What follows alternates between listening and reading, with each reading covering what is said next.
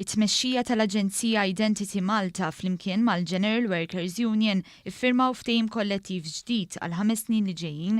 Dan il-ftehim kien deskritt bħala wieħed vantaġġjuż għall-ħaddiema li se jaraw titjib konsiderevoli fis-salarji u l-kundizzjonijiet tax-xogħol tagħhom.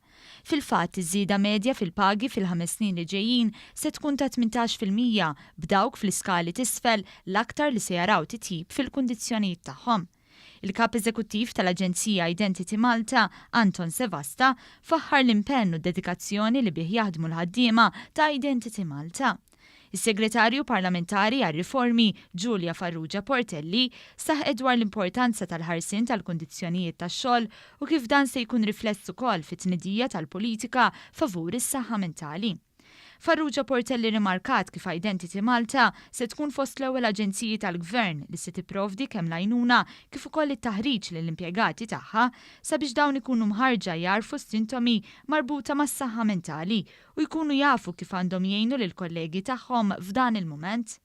Intant ġie ffirmat ftehim kollettiv ġdid bejn l-Awtorità tal-Ippjanar u l-House Union UTAC li jkopri l-ħaddiema tekniċi u klerikali tal-Awtorità.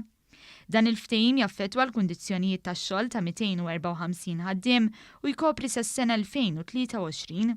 F'kelmtejn tal-okkażjoni, il-Ministru jinborġ qal li dan il-ftehim għandu jwassal biex l-Awtorità tikseb riżultati aħjar. Huwa fisser kif il-ftehim jipprovdi għal pagi aħjar, iktar flessibilità għal ħaddiema u aktar opportunitajiet għal bilanċ bejn xogħol u familja. Dan fil-waqt li jiżdied ukoll l-investiment fit-taħriġ u l-iżvilupp tal-ħaddiema.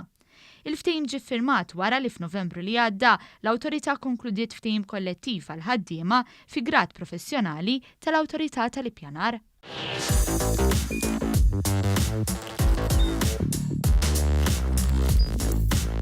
Idħol fuq one.com.mt u hemmhekk tista' tara l-programmi kollha li jxandru fuq One permezz ta' One Play.